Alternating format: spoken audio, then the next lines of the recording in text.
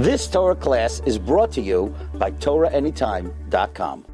Glatstein here in South Africa, especially for us to have it in our home. Rabbi Glatstein is young, but he looks younger than he is. I used to look like this also. You can see the pictures from the first Osamach years.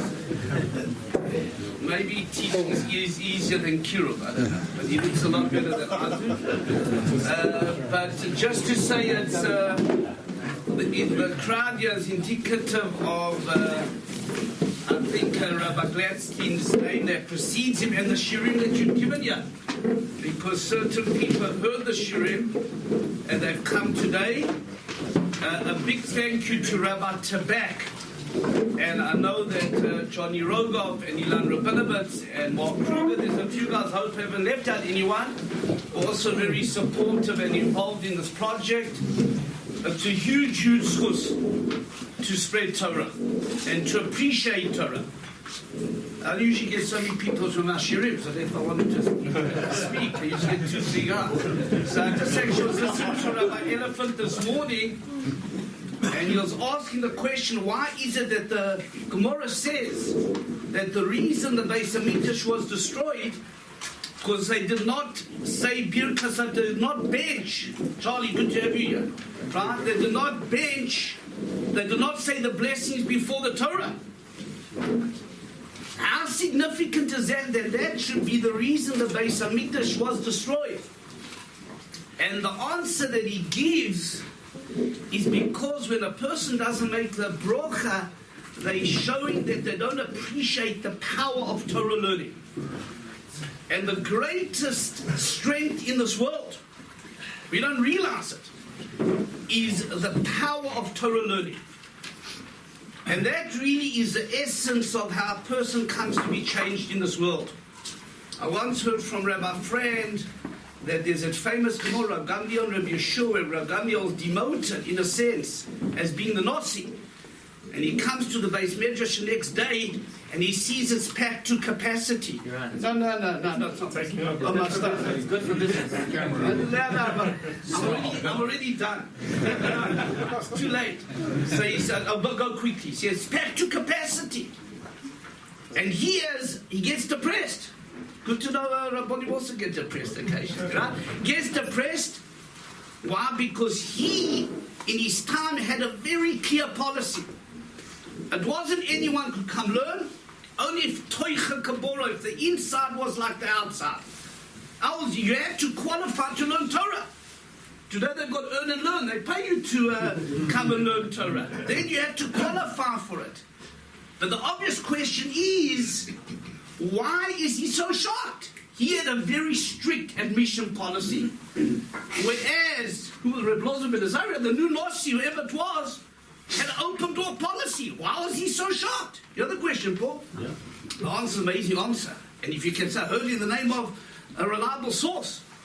Because to a certain extent, Rabbi Gamliel underestimated the power of Torah.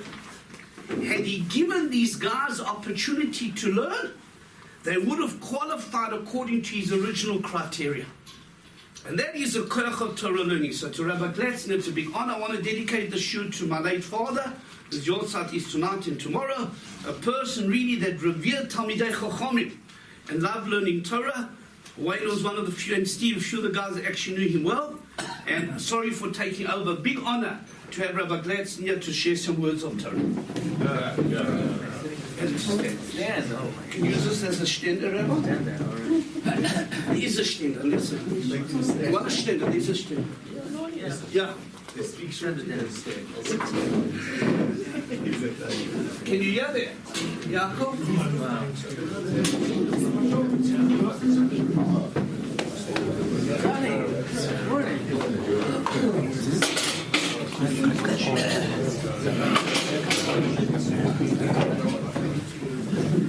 It is really an honor to be here. First, I'm very humbled to be in the presence of Rabbi Mofson.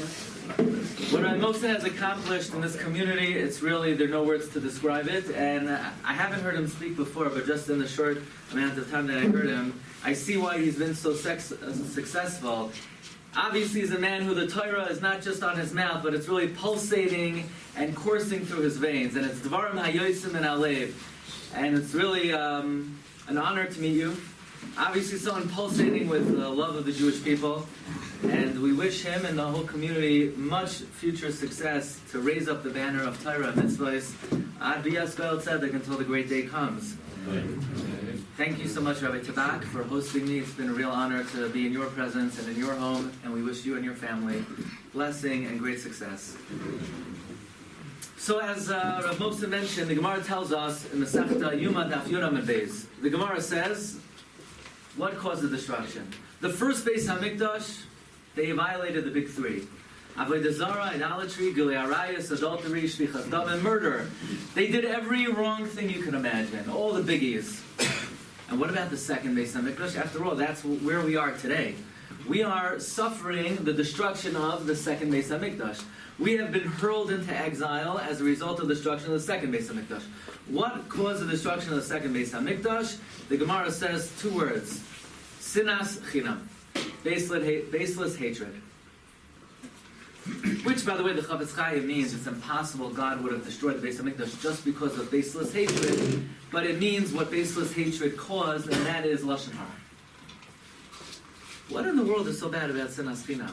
I'm not saying it's a good thing, but here you have two temples. One temple was destroyed because of the big three: adultery, idolatry, murder. That seems to indicate that in order to get the temple down, in order to bring down such an important building, you need a very serious crime. And then the Gemara says, what about the second temple? The Gemara basically says it was a petty thing. You know, people didn't really like each other, or they may have spoken a bad word one on the other. How in the world could that be on par with the big three? In what way? Now, not that it's a good thing, but imagine if the Gemara would have said, you know, what destroyed the second temple? People were wearing shatnez. Now we're shatnez. But it's only allowed. You know, in the Torah, there is a hierarchy of seriousness of crimes. There are certain crimes you actually have to give up your life for, namely the big three. Shabbos is a big mitzvah. In the eyes of the Torah, Shabbos is the cornerstone of our faith. There are mitzvahs that if you violate, there are penalties that the Torah speaks about. There's no penalty for sinas chinam. It's a bad crime, but there's no legislated punishment or penalty for sinas chinam. I want to tell you a little secret. The Shlach HaKadosh, one of the great mystics, he tells us a little secret that even though we know there are about 53 Parshas of the year corresponding to the different weeks, and the Parshas come out when they come out. They're not necessarily connected to that specific time of the year, but they are. They are. Mystically, whenever you read a certain Parsha, you're always authorized to look at the Parsha and say, what does it tell me about this time of the year? Even though it's not necessarily specifically connected. But nevertheless, if we're reading a certain Parsha at a certain Zaman, at a certain time, we're authorized to ask ourselves, what does this Parsha have to do with this time of the year? So this week's Parsha is Matos. What does Matos talk about? Nobody even knows. Because first of all the Rabbanim are on vacation. So right? So maybe in South Africa they know. Come back from vacation. Right? And so the thing is, you don't learn it in yeshiva, you don't learn it in school, because you don't have school then. And since you don't learn in school, the rabbis, when they get older, they don't even know about the Parsha. So the way they cover up, they speak about the 3 weeks of Tisha B'Av. What is Parshas Matos even about? What's in the Parsha? Like, nobody even knows. So I'll tell you one thing that's in the Parsha. You have the topic of vows, a neder. What's a neder? So here you have a Jew, an observant Jew. He keeps everything. He says, not enough. I want to make a vow. That, I need to lose some weight, so I make a vow. Don't get personal.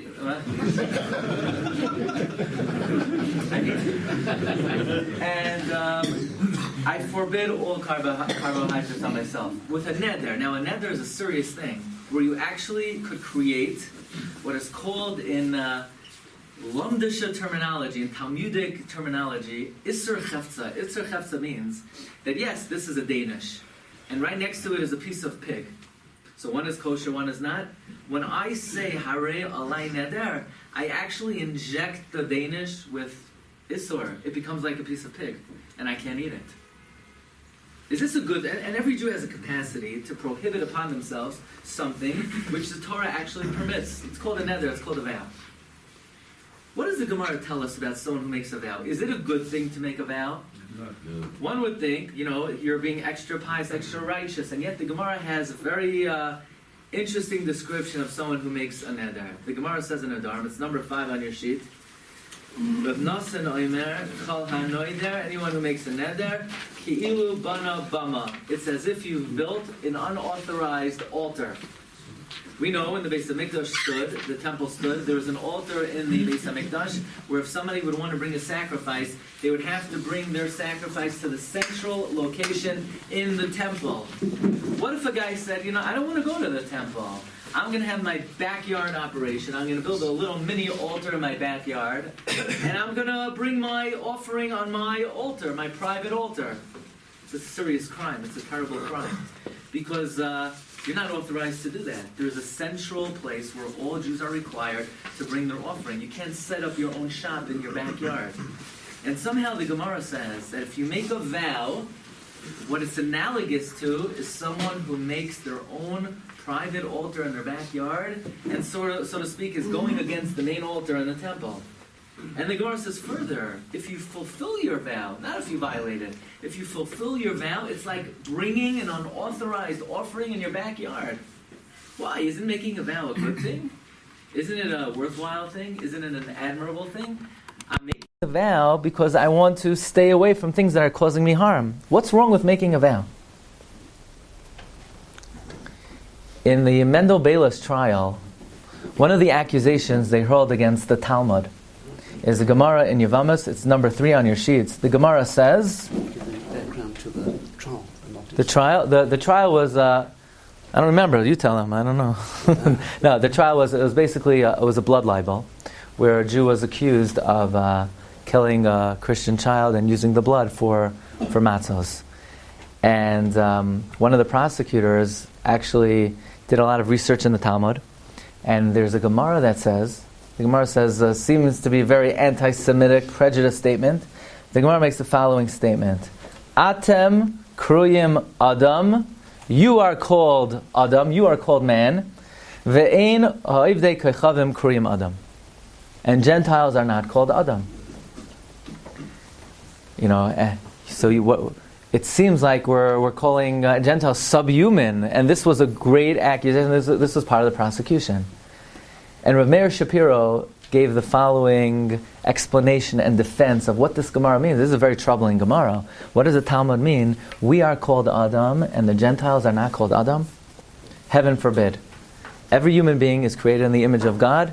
Every human being deserves to be honored and respected as, now listen carefully, not as a son of God, but as a creation of God. You ever hear you say, we're all sons of the Lord. It's not true. It's sheker v'chazav. It's a lie. We're not all sons of the Lord. Only the Jewish people are called the children of God. The pasuk says, "Banim atem l'Hashem Elokeichem." You are the children of God. All of mankind, however, are created in the image of God. So everyone deserves rights and respect. However, what does the Gemara mean that we are called Adam and the Gentiles are not called Adam? There are many phrases that could be used to describe man. Ish, Gever, Enosh, Adam. They all mean man. There's something unique about the term Adam. You know what's unique about the term Adam? While all the other expressions, Ish, have a plural, Ishim. Enosh, Anoshim. Gever, Givarim. There's man and there are men. There's human, you men. Every specific terminology for human being has a plural, except for Adam. Adam has no plural. One man is Adam, 2 Jews are Adam, 10 Jews are Adam. The entirety of the Jewish people is called Adam.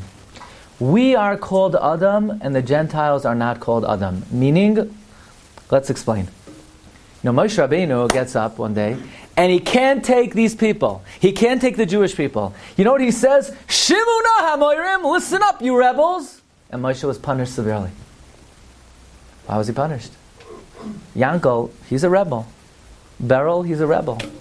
Feivel, he's a rebel. Johnny, Sam, Yitzchak, they're all rebels. Each one of them is a rebel. So why was Moshe Rabbeinu punished for calling the Jewish people rebels? I'll tell you another statement in the Talmud. We'll try to tie this together. The Gemara says in Krisais, it's on your sheet number 9, the Talmud tells us, Amar Rav Chana bar Bizna, Amar Rav Shimon Chasida, Kol tainis she'ein ba mipoishe Yisroel eina tainis. If the Jewish people have a trouble, if they have a tragedy, and they need to fast and gather together, and you look in the shul is full of all the righteous Jews, all the big tzaddikim, all the pious people, they're all there. And there are a few Jewish gangsters, mobsters, Rishaim. They didn't make it that day to the shul. Is that gathering going to be effective? Is it going to make a big commotion in heaven? Is God going to be entreated by that gathering? The answer is no. It was an abysmal failure. Why? Who's missing? Tony, the Jewish gangster. Robert, the Jewish murderer. He's not in the shul. Why would he add to our community? We don't want him. We need him to be in the shul. What merit does he have that would add to our fast? And the answer is, we're going to learn today a vital concept, a very important concept. And that is, there's something called Klal Yisroel. There's something called the Jewish people. And the Jewish people is greater than just me and you and him and the other guy. The Jewish people synergize and fuse together to form an entity which becomes untouchable in the eyes of God. This entity, you're not allowed to criticize it, you can't say a bad word about it, and it is so dear and beloved to God that anytime somebody says one iota of critique against this entity called Jewish people, God says you're done with. There's no way to overcome that. In other words, if I could be the biggest tzaddik in the world, but who could stand before the Lord and be absolutely pure and pristine and perfect in the eyes of God? Nobody. No tzaddik who ever lived could stand before God and stand up to the scrutiny of the Ribono Shel Olam. However, when we come together, despite my deficiency and anyone else's deficiency, we fuse together to become this entity which is untouchable, which is perfect in the eyes of HaKadosh Baruch Hu. So here's the thing, you have this big shul and there are hundreds of righteous people there. But Tony the mobster is not there. And if Tony the mobster is not there, this is not a representation of the Jewish people. So now all we are a bunch of individuals, and a bunch of individuals will never find favor in the eyes of God. But as soon as Tony the mobster is here, then we fuse together to form something that is called Klal Yisroel. And Klal Yisroel that stands before Hashem is such an untouchable entity, such a powerful entity, that there is nothing that could take them down. Therefore, Rav Meir Shapiro said, regarding this Bayless trial, the nations of the world have many great individuals.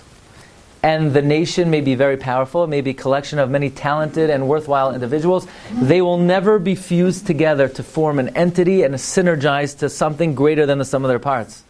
Therefore, they could be called Ish. They're human beings and they deserve honor and respect. They're called Ish because Ish has a plural, Ishim. They're called Gever because Gever has a plural, Gevarim. They're called Enosh because Enosh has a plural, Anoshim. But they will never be called Adam.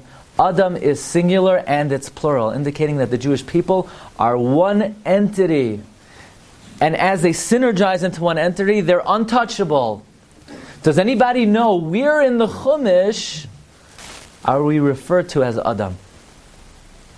We know in the Tanakh, in the Nevi'im, in the Yeshaya, we're called Adam. Where in the Chumash are we called Adam? Amazingly, in the Parsha, what? Adam Kiyam Yisrael. Good. Don't say that answer. That's not the answer I'm looking for. Okay? The answer I'm looking for is in the Parsha of the first time it appears. The first Tzaras. In the Parsha of leprosy. That if somebody speaks Lashon Hara, it says, Adam Kiyeh Ba'ar Basara. If somebody speaks negatively about his friend, the Torah uses the terminology Adam. Why? Another question is, are Gentiles allowed to speak Lashon Hara? Is it one of the 7 Noachai laws? No. You know why? Because it's not really a big deal if a Gentile speaks gossip. What's he doing already? He's not breaking anything up. At the end of the day, he's him, and the other guy's the other guy. They have not fused into this one entity that speaking Lashon Hara will destroy an entity and a nation. It's a nation of individual parts. But the Jewish people, for it to be powerful, to be successful, for their prayers, for their mitzvot, to be effective in the eyes of HaKadosh Baruch Hu, we need to maintain the entity called Klal Yisroel. And if somebody speaks Lashon Hara and they cause separation and disparity among the Jewish people, they're creating a fundamental flaw in this great synergized entity of the Jewish people. Therefore, says the Maharal, the great Jewish thinker, the great mystic, here you have a guy. He's sitting among everybody else. Everybody else is eating danishes. And this guy wants to be as super righteous, extra righteous. So he says, I'm a besser mensch. I'm a better person. I'm going to refrain from something that everybody else partakes of. Pal, what are you doing? Aren't you part of this community? Aren't you part of this group? By showing an extra degree of righteousness and saintliness, you're, so to speak, setting up your own shop. You're breaking away from the community. You're separating from the entity. You know what you're analogous to? You're analogous to when the entirety of the Jewish people are offering sacrifices on the central temple, and you're setting up your own altar in your backyard. You're breaking away from the community. Yeah, you think you're doing something extra righteous and extra saintly, but you're demonstrating that you're a man on an island to yourself, and you're not part of this synergized entity of the Jewish people. A Jew always has to be cognizant of the fact that as much as we strive for personal greatness, and everyone should, we have this duality that we are individuals. We certainly are, and everyone has their own personality, and everyone has their own ambitions, and even within Judaism, and within the study of Torah, and within the observance of mitzvos, everyone has their own perspective, and everyone has their area of strength. Yes, but always remember, you are part of the greater community. And you're part of this entity, and you don't want to do something to show in an overt way that you're different than everybody. I'll share with you a halachic responsa of one of the great deciders of Jewish law of the last century, Rav Moshe Feinstein, Zechatzak Levracha. Somebody asked him the following question. He said, when I daven in shul, there's such a commotion, there's such a hubbub, there's so much... I can never reach this level of deveikut, this level of communion, this level of connection to God. I feel if I would pray in my own home, in the corner of my room, without distraction, I could really elevate my soul and feel connected to the Creator more. So am I allowed, for the sake of better kavanah, better intention in my prayer, to pray on my own? Or am I obligated to pray with the minyan, to pray with the quorum, to pray with 10 other Jews, but it's going to detract my kavanah? And Rav Moshe said, a very interesting idea. He said, you can't do it. You can't do it. Why do we pray? We pray so that our prayers will be effective. We want the prayers to be effective. If you could be in a shul, and you're not really having that much kavanah, your prayers will be infinitely more effective with less kavanah, together with 10 other Jews, than in the corner of your room where your soul is soaring to the heavens. Because at the end of the day, if God is looking down on you, Glatstein, I don't care who you are, as an individual, you don't stand the candle, you don't stand the chance. Nobody could stand up to the scrutiny of God. Once God is going to scrutinize you as a yachid, as an individual, it would be impossible to stand up to that. The moment you join together with community, with 9 other Jews, when your prayer goes up to heaven, it's not going up as one individual prayer. It's now being fused with the entity called Klal Yisroel. You know what the Talmud says? Keil kabir v'la yamas. God never despises and rejects the prayer of the community. The prayer of the community is infinitely stronger than the prayer of any individual. They say the word tzibur, tzaddik, Beis Reish, stands for tzaddikim, beinonim, rishaim. Righteous, average, wicked. That's what a tzibur is. If you don't have those wicked people, you don't have a congregation. They make the congregation an equal representation of the Jewish people.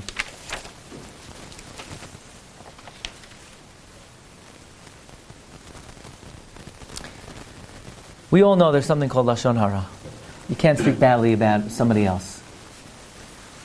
Even worse than speaking badly about somebody else, and this is not emphasized enough, and I think it's very important to stress this, is don't speak badly about the Jewish people as a whole. That's the big no-no. The big no-no is don't say, oh, I'd rather do business with, watch out. Now you're not just starting up with an individual. Speaking Lashon about an individual, that we say in Yiddish is a halbatzar. That's a small thing. Don't touch the entity of the Jewish people. Nobody could survive that. Even Moses, even Moshe Rabbeinu. The moment he said, Shimuna Hamorim, listen up, you rebels. What do you mean? Each individual was a rebel. Yes. But don't refer to the community as rebels. You can't refer to the congregation as rebels. Because even 100 Jews, and they could all be wicked, the moment they come together and they fuse together, they're elevated to this entity called the Jewish people. On the flip side, you want to find favor in the eyes of God? You want God to say, whoa, that's somebody I want to shower my blessing on? Be melamed zuchut. Speak highly about the Jewish people. If you're walking down the street, you want God to say, wow, that's somebody, I need to bless this person. I want to give this person success. You turn your hands heavenward. You say, wow, God, what a wonderful people you have.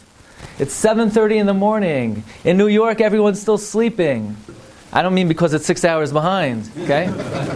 And you have 50 people here learning Torah early in the morning on a work day. What a wonderful people the Jewish people are. The moment you say something nice about Klal Yisroel as a whole, it's like the heavens open up and God shakes the world. There are many instances in Chazal where there were people who were elevated to tremendous spiritual heights in the merit that they said a good word about the Jewish people. The Chafetz Chaim brings down a very powerful incident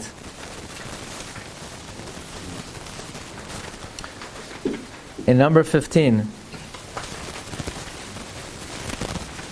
On the bottom left-hand side on page 3. The Chafetz Chaim writes, I'll read it to you, I'll translate. V'isa b'tanchuma, we find the Medrash Tanchuma ala pasuk. V'shaftu esa'am mishpat tzedek, you should judge the people righteous judgment. Amar Rabbi Yehuda ben Rabbi Shalom. Rabbi Yehuda said the name Rabbi Shalom. Sheyu matin umalamdim aleim zuchus l'fnei HaKadosh Baruch Hu. One should try to find merit and speak highly of the Jewish people. Mi ata lamed. Who do we learn this from? Mi Gidon ben Yoash. From a man by the name of Gidon. Shebiyamav hayu Yisroel b'tzara. In his time, in the times of Gidon in the Tanakh, the Jews were in big trouble. V'haya HaKadosh Baruch Hu mevakish adam sheilamed aleim zchus. God was looking down from heaven. I know you people are in Tsar. I know you're in a terrible situation. And I know you're learning Torah. And I know you're doing mitzvot. And I know you're doing a lot of good things. But guess what? I can't save you. Because I can't save him, and I can't save him, and I can't save that guy. Because as individuals, nobody's worthy of the mercy of God. Nobody could stand up to that. All I want, says God, is could some good man get up and say something nice about the Jewish people? And there was a man by the name of Gidon. And Gidon got up, and he was melamed zchus, and immediately, the angel came, and the angel said, Lech b'chochacha zeh, go with this power, meaning with the power, with the strength that you spoke favorably about the Jewish people, now we're good to go. The tzara is over, the tragedy is over. I mean, the ramifications of this are very powerful. That means there could be times when we're in hot water, and all God is looking for is one good man to get up and say, what a wonderful people we are. Let me share with you one profound thought, and then we'll wrap it up. Why is sinas chinam so harmful? So already we see that the moment we separate the Jewish people and we cause disparity, it's not that the sin itself is inherently so problematic. It's that the moment that the Jewish people are not in unity, we no longer could merit that divine mercy and that divine blessing because now we're just a bunch of individuals. But this is specifically connected to the temple. Ask you a question. You know, in the beginning of Parshas Truma, when it talks about the donations to the Mishkan, which was the predecessor of the temple, it says, who's going to donate? Kol ish nediv libo. Every generous person. Now, I don't know if you were ever in Jewish fundraising, but I have a question. If somebody came over to you with $1 million and said, look, Rabbi, I could give much more. I'm not being generous. You want it? Thank you so much. Have a great day. I don't care if you're being generous or not. There's a rule in fundraising. It's called la'olam tikach. Just take it. Yeah? You know that rule? You know? And here the Torah is talking about building a temple. And it says, who should you take money from? From the generous of heart. Who cares if they're generous or not? Just give the money and take it. Take the money. It matters if people are giving it generously. Let's ask you a simple question. God needs a house. What does God need a house for? He rests in a house. God fills up the entirety of creation. What do we have a temple for? Why do we have a Mishkan? It's ridiculous. You know, the Kuzari writes, had God not told us to build a shul or a Mishkan, building a shul or Mishkan would be just as idolatrous as building the golden calf. The same way we couldn't say God's in the golden calf, how could we say God's in the shul? What's the difference? The only difference is God told us to do it. That's the only difference. But there's something more profound here. God does not rest on sticks and stones. Where does He rest? He rests on the Jewish heart. He rests in our home, in our live, in our heart. So why do I need a temple? The answer is, He's not resting in my heart. My heart's not great enough. And He's not even resting in your heart, because no individual heart is worthy to house the divine presence. So whose heart does He rest in? He rests in the collective heart of the Jewish people. Oh, so great. So now, everyone remove your hearts, throw it into the box, and God will rest in that box. How are we going to create a collective heart? If everybody donates bilibo, with their heart, generously, so then this building is a representation of the collective heart of the Jewish people upon which the divine presence rests. That is what the Vilna Gaon says in Shiur. That generosity was critical to building the Mishkan, because the generosity is symptomatic of leiv, of the heart. And the building which each person gave generously to is the collective heart of the Jewish people. If we're living in a society then, where there's sinat chinam, baseless hatred, and my heart is not connected to your heart, so now we have not fused together all the hearts. Now the temple it's my heart, and your heart, it's his heart. It's a bunch of individual hearts. And God says, adios amigo, I'm out of here. I'm not interested in his heart or your heart or the other guy's heart. I can only rest on the collective heart of the Jewish people.